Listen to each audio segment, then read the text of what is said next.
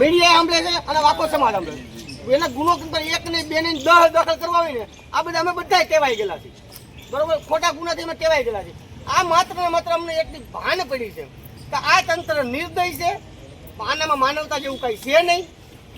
માટે અમે dead body જીતાડી દે. આમાં કોઈ પણ મંત્રી કે કલેક્ટર વીડીઓ કે તલાટી મંત્રીની અમારે જરૂર. મેં તમને કીધું ખાલી માત્ર વાઘેલા સાહેબ તમને મેં કીધું સાહેબ તમને આવવું હોય તો, બાકી એ લોકો એમ કહે છે કે વાઘેલા સાહેબની એકની જરૂર છે, વાઘેલા સાહેબ અમે લઈ લેવી.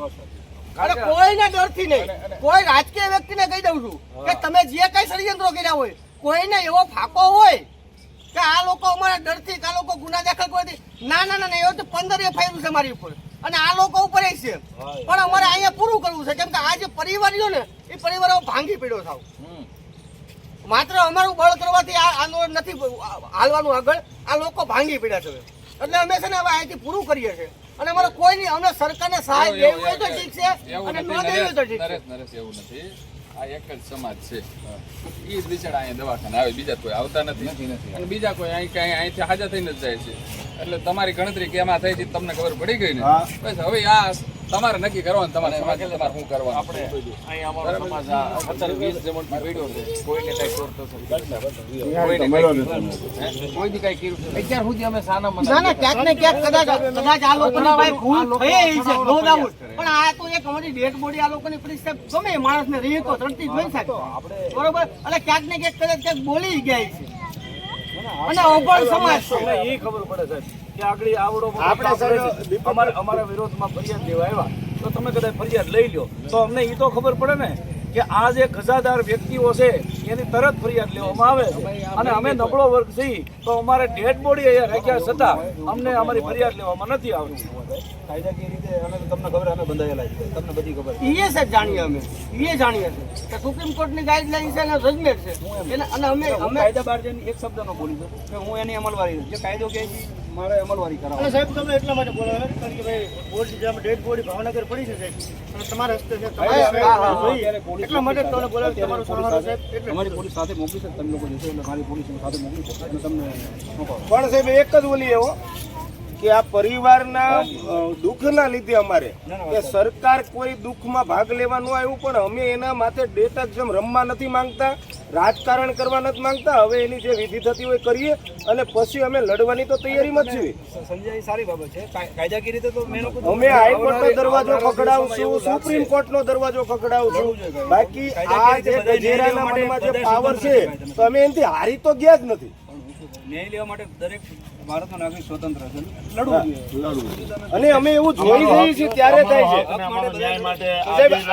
આ શું કામ પોલીસને મોર કરે છે? આગળ એક દર્દી જીવ જતો તો અમે એની આદા કરી વ્યવસ્થાના ભાગરૂપે પોલીસ સુરેશભાઈ આપણે સહી આપણે સમાજના એક સિટીના સાકર કહેવાય અને સાહેબ છે એના તંત્રના છે. હું મારી વ્યવસ્થાના ભાગરૂપે આવું, મારી જવાબદારી છે કે કોઈ વ્યવસ્થા ન બગડે એટલા માટે. આજે અહીંયા તમે હોસ્પિટલમાં કેટલા દિવસથી?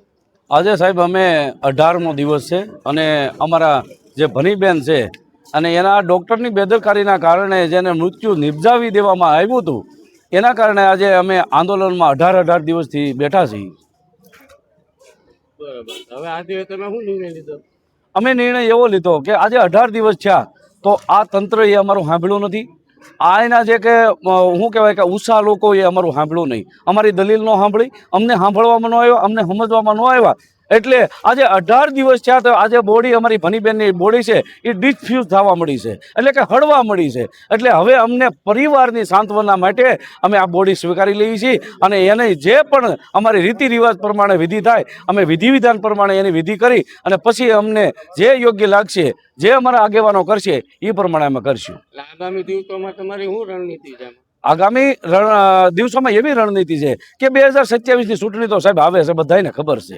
આખો દેવી પૂજક સમાજ અત્યારે આક્રોશમાં છે કે ભનીબેનને 18 દિવસ થયા છતાં એને ન્યાય મળ્યો નથી.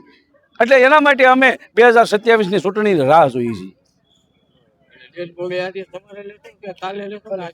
અમે ડેડ બોડી સવારે લેવાના છીએ અને કાલે એનું જે કાંઈ અંતિમ વિધિ છે એની ક્રિયા કાલે થવાની છે.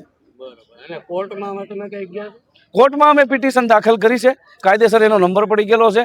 હવે જ્યારે ઓર્ડર આવશે ત્યારે કાયદાનું કામ કરશે અને કાયદાની ઉપર અને હાઈકોર્ટની ઉપર અમને પૂરેપૂરો સંપૂર્ણ ભરોસો છે. એટલે તમે પિટિશન જે દાખલ કરી છે એમાં કોની ઉપર કરી? અમે પિટિશન દાખલ એના ઉપર કરી છે કે જે ભરીબેનનું જે અકાળે મૃત્યુ નિપજામાં આવે છે, જે જવાબદાર ડૉક્ટર છે એના વિરુદ્ધમાં અમે આ પિટિશન દાખલ કરી છે. અને જે રીતે અમને ન્યાય મળે એ બેન હોય કે ભાઈ હોય ડૉક્ટર, એની ઉપર કાયદાકીય રીતે કાર્યવાહી થાય એ બાબતે અમે પિટિશન દાખલ કરી છે.